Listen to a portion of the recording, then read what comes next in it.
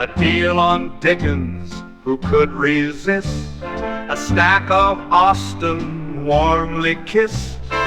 Golden Age crime tales twist and turn, every page a treasure to learn.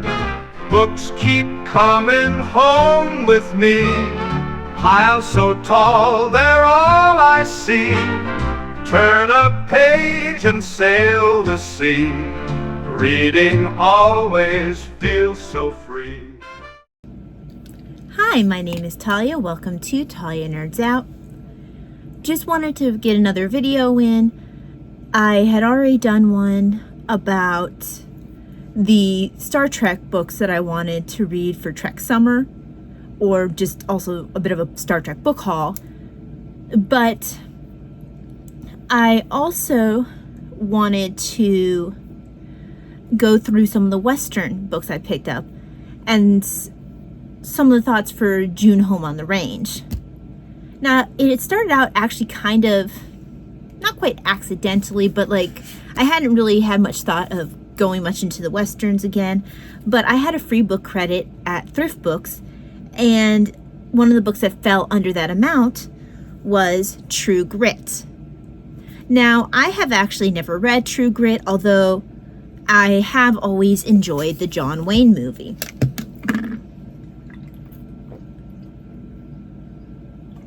Sorry, guys. I have not seen the remake, and I have no intention of doing so. If it ain't broke, don't fix it. But this apparently is written by Charles Portis, and I guess it was a New York Times bestseller. I'm interested in seeing where it differs from the movie. And yeah, I didn't even realize it was a book. I should have expected, I guess, that could be the case. But I look forward to reading this. There's the little blurb on Thrift Books said that it's quite a good book. So I look forward to it. Next, I remember reading this one at one point, and I think I wasn't right quite in the right brain space, and I was a little bit disappointed that it wasn't as much like the movie like I wanted it to be. But I think that I am more willing to give this book another chance. And this is Destry Rides Again, and I've known it as the movie with Jimmy Stewart. I want to say a fairly early Jimmy Stewart, but it's a Max brand. And I guess it was out of print at one point because it says back in print at last. I tried to read it in high school, I want to say. So it's been a while, and I'd like to give this book another chance. And this was, I'm pretty sure I got this for a really good price. A lot of the Westerns were really cheap. Kind of like my Star Trek novels, where it's like people were just kind of giving some of these away. So looking forward to this.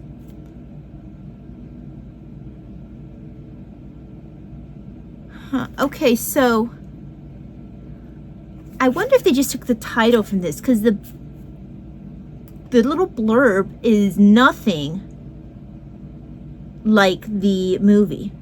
So I'm thinking maybe the movie just stole the title and then changed things, because the back says, hard-fighting, hard-drinking Harry Destry has spent 6 long years in jail, plotting revenge against the cowards who framed him. But when he came back, he looked like a beaten man. A drunk kicked him in the street, and he took it. The girl who had waited for him looked and turned away. But Destry's pose was part of his plan, and before he finished, a whole town would tremble, and the sweet smell of gunsmoke vengeance would be his. So actually, this is nothing like the movie. That might have been a bit of the culture shock. It shares a title, but that sounds like it's about it.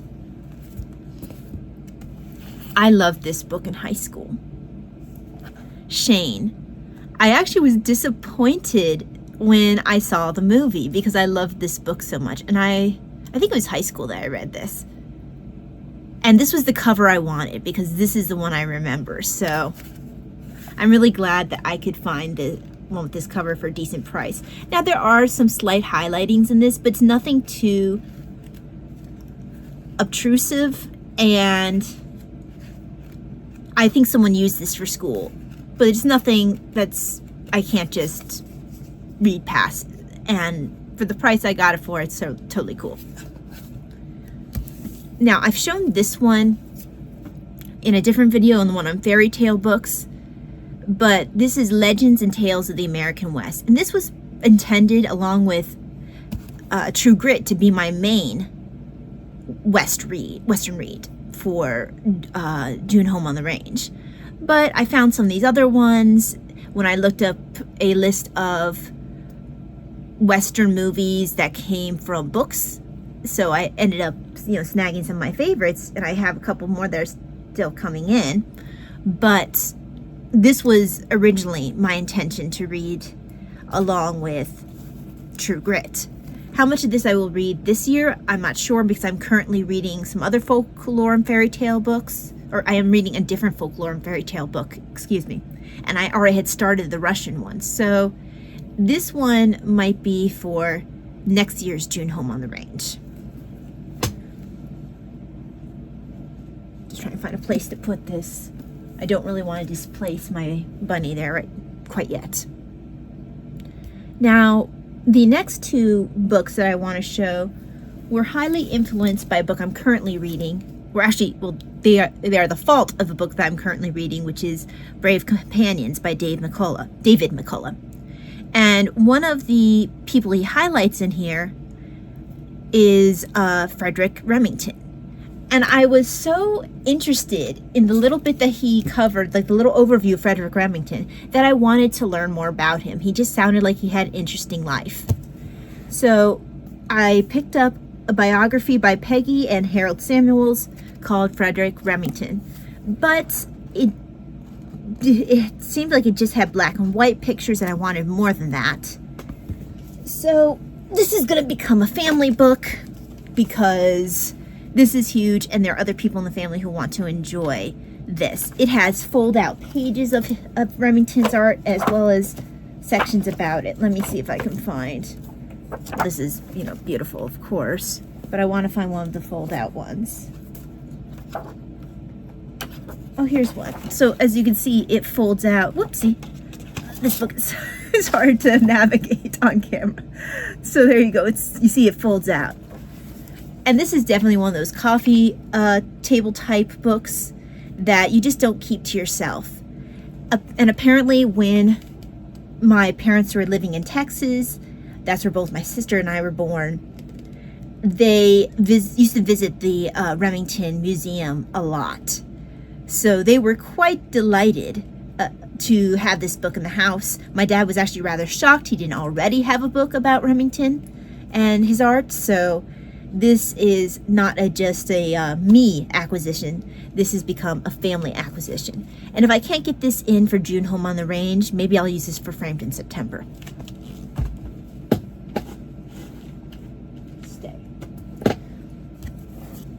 Now, the last few Western novels that I have, besides the ones that are still coming in, I remember really enjoying this in high school. This was another one that I read for school. I didn't have my original copy. I don't know what happened to my original copies of Shane and the Virginian, that I had to pick them both up again. Because, I guess in high school they could have gone anywhere, but I can't imagine that we wouldn't have hung on to these, but I don't know what happened to them. I guess when we did our big unhauling, years back, that we must have gotten rid of them, but such a shame. Anyway, my copy of the Virginian looked a bit different. I seem to remember having a blue cover, but I could be wrong because that was many years ago. But this is a Barnes & Noble's classic. I think it has commentary. Yeah, it's an introduction in the front. And yeah, I remember this was another book that I enjoyed. I didn't enjoy it quite as much as I did Shane, but I do remember enjoying it. And when I watched the Virginian TV show later, I couldn't remember enough about the book to really see how the characters lined up. But now, since I have watched some of the Virginian, I'm interested in seeing if any of those characters make a showing in here, or if they just sort of took concepts and went from there. Oh, and another thing about the author, Owen Wister, that's something that also came up in Brave Companions, was that there were three people who were highly influential in forming how we view the American West. One is Theodore Roosevelt in his writings.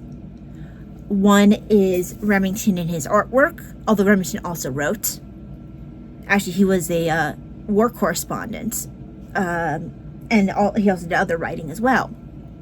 But the other really influential person who wrote the first novel for the American West was Owen Wister, not sure how that's pronounced. I'm going to say Wister. Owen Wister with The Virginian. So this is an important piece of work, even outside of its value, its story's value, just the value of it as a novel in history. Now the other two, this one is a sampling, which is kind of why I wanted it, because I didn't have anything by Zane Grey, and I couldn't find anything by Zane Grey that really caught my attention, but I wanted to revisit his work, because I remember when I was doing my short period where I was like making a little, dipping my toe into different Western novels. I did some Louis L'Amour, I did some Zane Grey, I did some Max Brand, but I didn't do that for very long. There were books that I just would pick up from the library. But let me drink some water.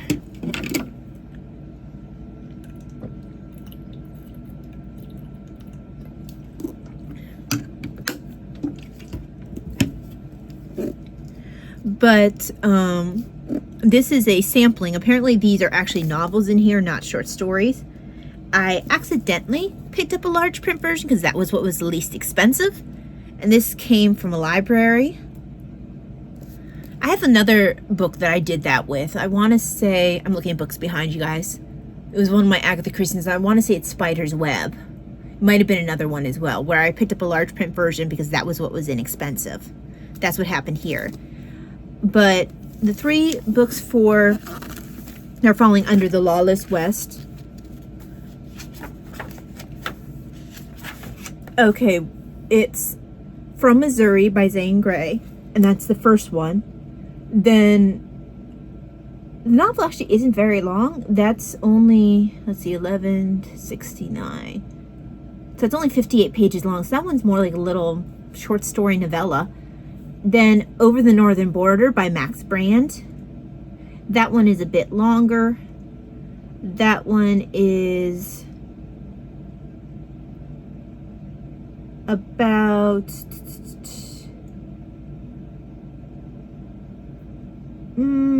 92, I think, about 92 pages long. So again, it's still a novella. And then Riders of the Dawn, which is Louis L'Amour, and it's from 161 until the end of the book, which is 332. So by far that is the most lengthy of the three novels. Oh, it's 16 point Times New Roman type, so that is why it's so easy to read. I haven't read either of these three novels. Not sure that I will read them, or novellas. I might not read them this June Home on the Range, but I'm glad to have the sampling. And then finally, this one is one that I wanted to pick up once I heard that it was a novel. I have never read an Alan LeMay novel. Apparently he also wrote The Unforgiven, which I believe also became a movie. But this is The Searchers, which, of course, the famous John Wayne movie was based upon. And it also has a special introduction by original movie cast member Harry Carey Jr., which should be interesting as well. So I'm looking forward to seeing how much of the book made it into movie, excuse me, and how much the movie changed. And this, then also just looking forward to enjoy a fun Western novel. But that's really it so far for what I have for June Home on the Range. I have 310 to Yuma, which is supposed to be coming out. I believe that's a short story. And I also have Red River, which I really was looking forward to showing you guys, but that one has not come in yet. But I think those might be the only two that I'm waiting for. But when they come in, they'll probably show up in their own book haul video. Thank you very much for joining me for this book haul / possibilities list for June Home on the Range.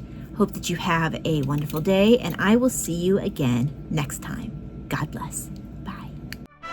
Books keep coming home with me. Piles so tall, they're all I see. Turn a page and sail the sea. Reading always feels so free.